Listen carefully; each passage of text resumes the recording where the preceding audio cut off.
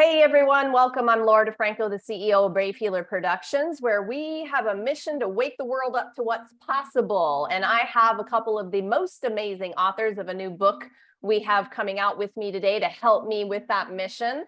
The book is called Holistic Mental Health: Calm, Clear, and in Control for the Rest of Your Life. And before I introduce these ladies to you, I just wanted to say a big thank you to Laura Mazzata. Laura is our lead author of this project. And Laura, we wouldn't be here without you. Thank you so much for bringing this stellar group of author experts together to talk about a really important topic, and really a mission of yours, of mine, of every single author in the book, to help people understand what's possible for their mental health, right? And I can't wait to get into this conversation, you guys. I have with me Chrissy Williford. She is a corrective exercise expert who helps men and women eliminate their pain, tone their body, and get stronger so they can love the way they look and feel. Marcela Chavez is a master healer, expert clinician, and spiritual teacher who's been partnering up with creatives, leaders, and visionaries for 22 years, helping them upgrade their physical and spiritual codes to create more impact with ease, joy, and fun. Ladies, welcome. Happy to have you here today. Thank you for having us. So excited to be here. Thank you. Chrissy, I'm going to start the party with you. Tell me about your amazing chapter. So my chapter is chapter 24, and the title is Body Psychology: Listen Deeper to Your Body to Reduce Pain. And my chapter is essentially my personal journey to figuring out what my body was trying to tell me, because I had pain and injury and discomfort, and no one really could help me. And so I set out on a journey to find techniques and modalities that worked to be able to get out of pain. But in that, I learned to listen to what my body was giving me and to interpret that to be able to help me get unstuck and to move forward and get out of that pain and discomfort. So that's what I help people do now. You know, a body-centered approach is really, really important. And a long time ago, I kind of changed up one of the words I was using. That word that is mindful, I changed it to bodyful. Love because I wanted people to understand that it's really in this vessel that all the opportunities lie, right? What else do you want to say about that? Yeah, I actually love that. You know, especially in the world of like mental health, we don't think that there's a place for our body and for interpreting what our body is giving us, but our body is part of who we are. Like, it moves us around every day, and it tries to talk to us and tell us a lot of things, but it's just that like people don't know how to interpret it. They just know they hurt and they want to fix it. But there's so much more to it than that. So I actually wrote that down. I love bodyful. I may start using that. Right? I love that word. Yeah. And since we're writers, we get to make up words, I decided. Absolutely. All right. Absolutely. Okay, so being a former physical therapist and a big fan of corrective exercise, I actually just wanted to give you a chance to tell our listeners about even what that is. Like, what's the difference between normal exercise and corrective exercise? Probably the best way to explain that is that corrective exercise is more intentional. Like when we go and work out, we're trying to develop our muscles. I actually take a joint approach, because if your joints are working well and you have good range of motion and a good mobility there, your muscles are going to be on and work.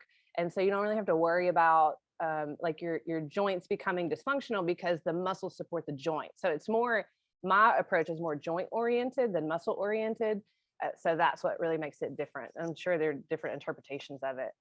There definitely are. Yeah. One thing I love about these books in general is that not only do I get to hear all your stories, thank you both for dropping some vulnerable, personal, awesome stories that are going to help me get to know you, right? That's number one. And we need all the voices. We need all the stories. But then you're stepping up with these master teachings also with a perspective, a unique perspective, and we need all of them. So that, you know, one thing I know is that not every tool works for everyone, and not every one tool works for me every single time I use it. So we need the toolkit, you know? So thank you for talking about the corrective exercise a little bit there.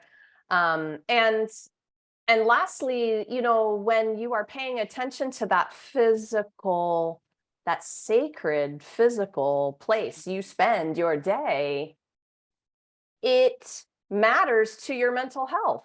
What do you want Right. to say about that? It does, because it becomes cyclical, right? If you hurt, you don't feel like moving. If you don't feel like moving, then you're more likely to become depressed and saddened and all of these things, or maybe feel guilty. So you have all these deep negative emotions about not being able to move, when like moving will help that negative energy go out of your body too, right? It helps you process it out. And so it becomes cyclical, where we hurt, we don't want to move, then we feel bad, and then we hurt more, and then we don't want to move more, and then we feel bad more. So it's very cyclical. And so you have to just be intentional about doing whatever it is that works for you to help you move out of that space.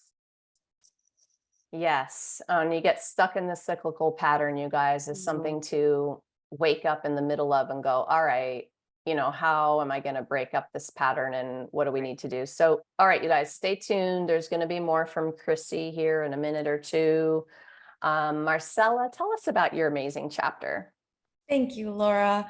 So my chapter is chapter 23. It's called Body Talk, from Battlefield to Sacred Temple.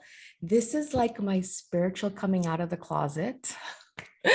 So I share in my chapter sort of my journey. I think we come into this world, all of us come in with certain teachers, right, that are going to help us become who we're supposed to be. And in my case, it was definitely my body and my family have been those two teachers, like those really important teachers. And the chapters focused on my journey with my body and how, I went like, first of all, understanding why I had so many struggles with my body growing up, right? Understanding, what happens when there's trauma embedded at an early age, right? What happens when there's trauma and we don't even have words for it.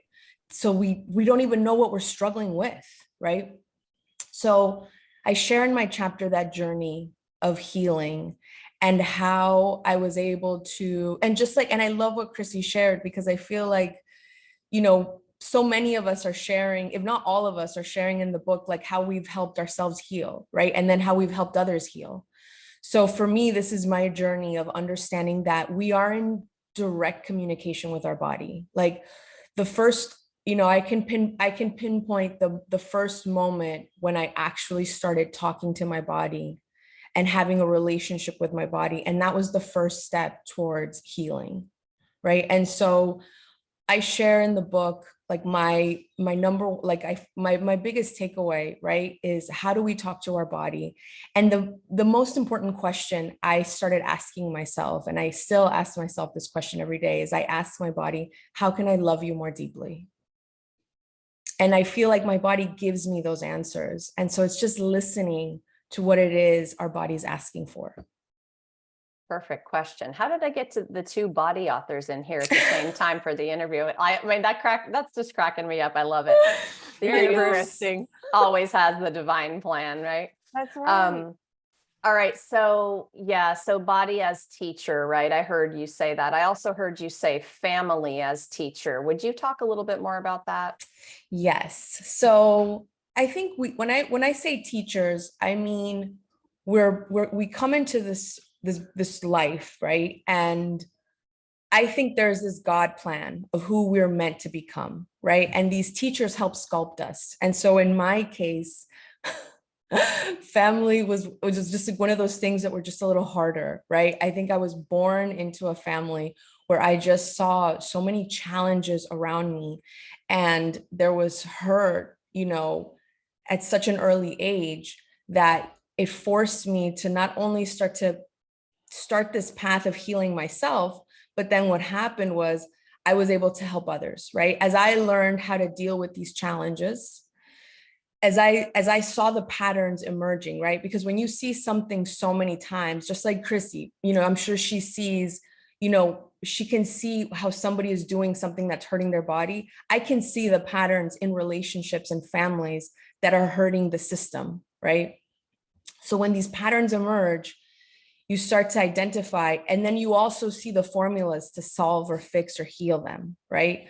So for me, that this has been one of my greatest contributions with my work, is to show families the patterns of how they're hurting each other and what hurts the long-term, well-being of the relationships, and then how to solve that.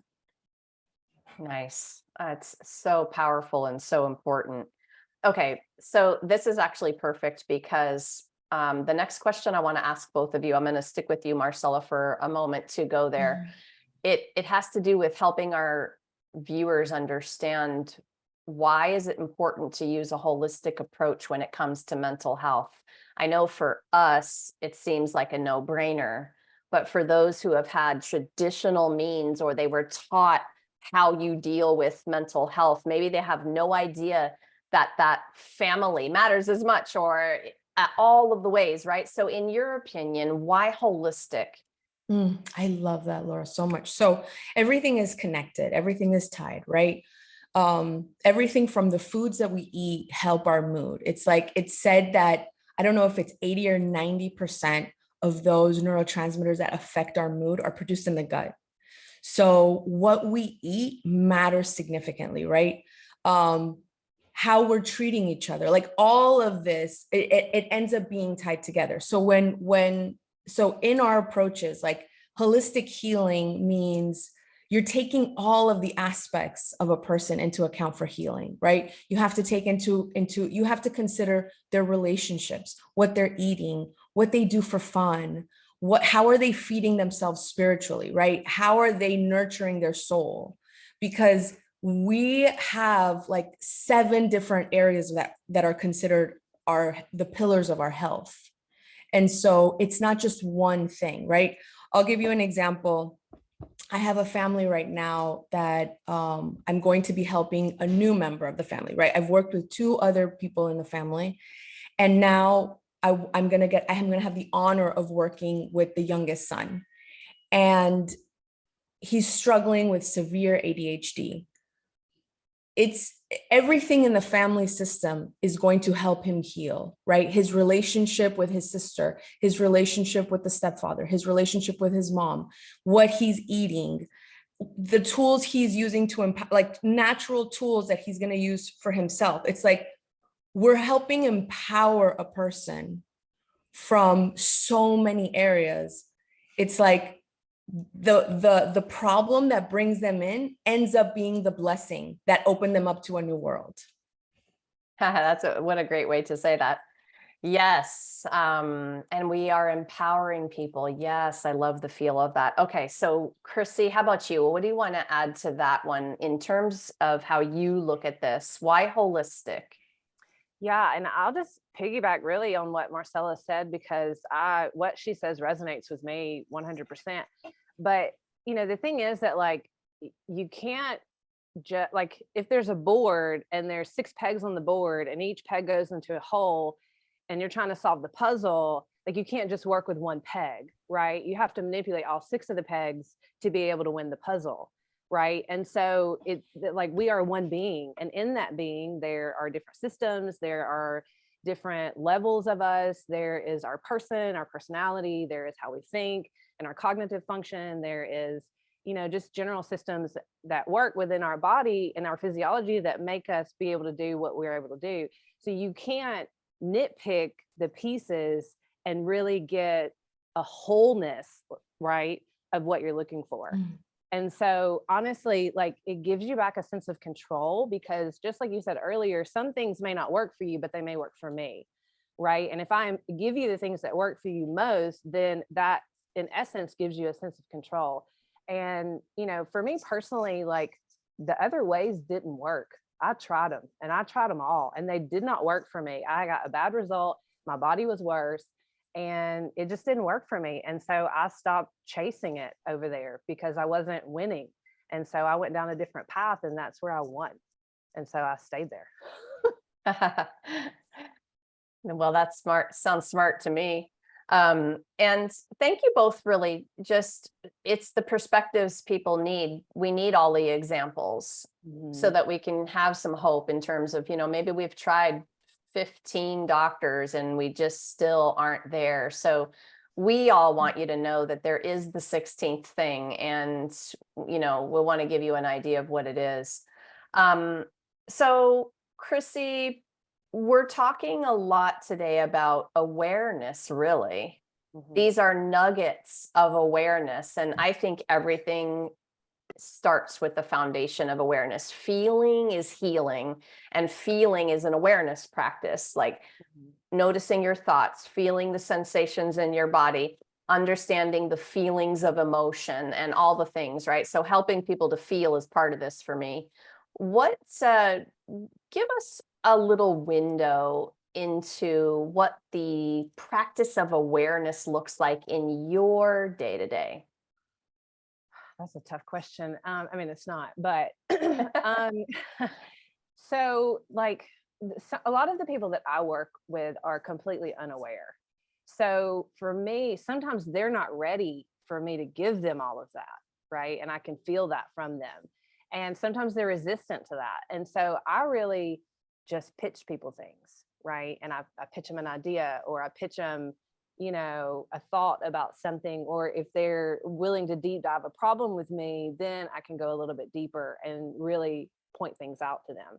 But so my awareness practice really is pointing things out for people, right? And then if they're ready and if they're asking for it, like other practices that they can do on their own, then I'll give them things that will fit for them. Sometimes it's just identifying parts of your body, like, have you ever felt your toes? Can you feel your toes? Like if you try to feel your toes right now, do you feel your toes?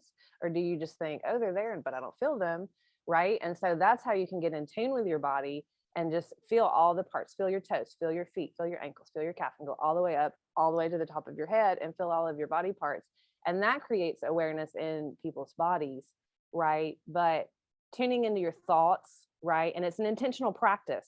Tune into your thoughts, tune into your body, feel your body, right? And what it can do for you.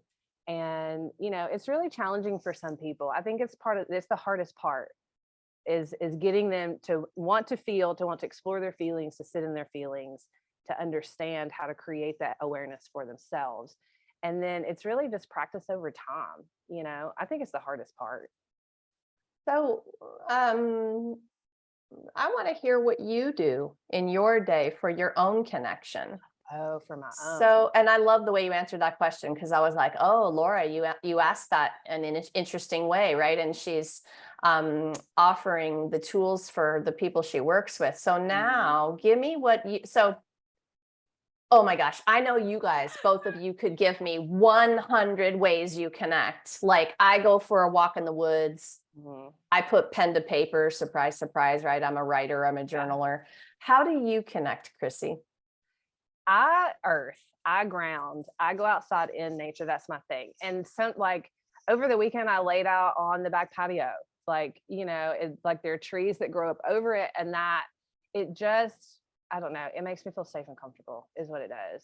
So being outside is great for me. I have to try really hard to sit and be still and meditate. So I'm like a 5 or 10 minute meditator. Like I can close my eyes and I can be present with myself for 5 to 10 minutes, then I'm done. But mostly it's like being outside or moving, right? Like doing a workout is great for me too, but just anything outside mostly. I love it. I love it. I know I'm definitely the nature gal too, in terms of the connection. Marcella, how about you? What's the day to day? Give us a little window into your personal practice. So I have to agree with Chrissy. I also love nature. I love being outside. But the morning, so I love to start my morning with easy gratitude. So just be able to sometimes it's not that simple, right? Sometimes we have stuff like this morning, I had stuff happening, but it's just you're cranky and you're like, it's not easy for me to be in gratitude. So prayer is my go-to. And I wanted to say something, I wanted to circle back to what you were saying about, the awareness of our feelings. That is the cornerstone of my work, is teaching people to connect to their feelings and understanding that your feelings are not good or bad. It's just recognizing it. The importance is to recognize it, right? So being able to acknowledge, I'm in a lower frequency and that's okay, but I know what tools I have for each frequency. So meditation and gratitude are my favorite tools when I'm in a higher frequency. But if I dip and I'm struggling, prayer and grounding is going to be the thing that helps me get out of my head and into my body. I love that. There's so many different tools. So did you guys know, I didn't know before this morning, someone had to tell me, we're recording this on World Gratitude Day. Did you know? No. No. That's Right. amazing. I didn't either. So, you know, Marcella's talking about gratitude. I'm like, all right, I have to mention that we're here together on World Gratitude Day. So I'm grateful for both of you so much. Oh, that you, I'm grateful for love you that. guys. I know, right? So I'm grateful that you said yes to this project, and I'm grateful that you were willing to be vulnerable and also step up as a master teacher. And I know, listeners, you're hearing some of this today. These authors have spent lifetimes worth of time, a lifetime's worth of time really practicing and honing in and teaching and on their own self-development journey, and they're walking the walk, and they're doing that for you all. And I pinch myself. I feel very honored to be playing in the sandbox with you guys all the time. So there's my gush of gratitude on World Gratitude Day. That's awesome. Marcella, I'm going to stick with you. And I do now want to continue to talk to our listeners to kind of wrap up today with, man, we've had a tough couple of years. And you might have been having a tough year before these last couple of, right? And so it feels like a pile on. In terms of mental health, we need this book so badly. What would be the one thing you want someone who's struggling to know today? Oh, I get goosebumps with that question. Me too. I seriously, like my whole body, like covered in goosebumps. I want to say that, you know, we feel you. We've been there. We've been in those, we've been through those dark nights. And I think we've been blessed with the role in this lifetime to be able to help others. And so to just receive, to be able to really receive the love that is in all of these chapters. You know, this is our gift to mankind. You know, what we went through, to be able to put it on paper, thanks to your brilliant genius, Laura, like getting all of us together and being like the two Lauras, you know, Right. Thanks to the two Lauras, you know, we're able to share that final product it started with our pain, and now it's our gift to the world. And so I would say we feel you, and it's time to receive. I love that message. Yes, the dynamic Laura duo, for sure. Like Laura Mazzata. Yes, we love you. Yes. Thank you, Marcella. Receiving isn't as easy sometimes as we think it should be. And there's one thing that you're making me think about when you share that message, that when I receive a gift from you, I actually gift you by receiving. I'm allowing you to give me whatever this is, you know, time, a gift, attention, whatever. And that helps you feel a certain way as well. I've had friends who are not so great at receiving, and I'm just like, come on, let me help you, you know, because it helps me feel good. Yeah. And so there's this thing, you know, again, it's an awareness, but I love that message. I love it. Okay, Christy, how about you? What's the one thing you want people to know? I mean, it's really a couple of things, if I can be honest. One is that you're not alone. Two is that there is an answer for the problem that you're seeking a solution. There is an answer for that. Sometimes it takes a lot of work, but there is an answer. And three is that there's support available for you if you want it and if you feel like you need it. And don't hesitate to use those resources to your benefit, because that's what it's for. So maybe three things. Those are a good three things, and that's a perfect way to close out today, because what I want to tell you about Chrissy and Marcella is they are very generously there for you.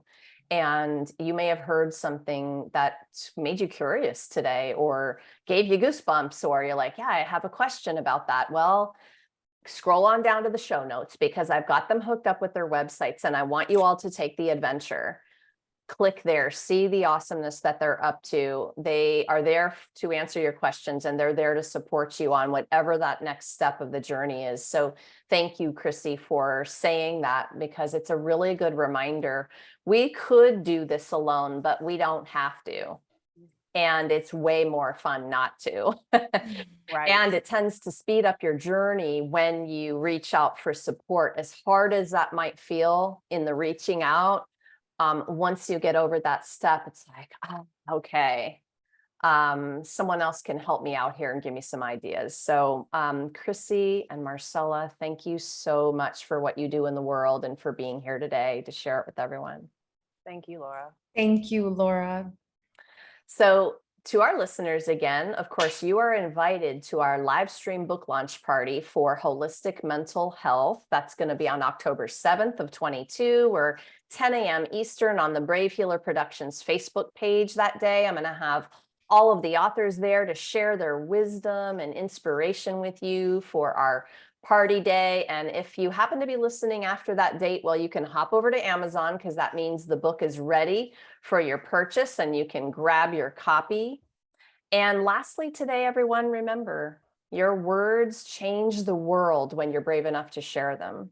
It's time to be brave. See you next time, everyone. Bye, ladies.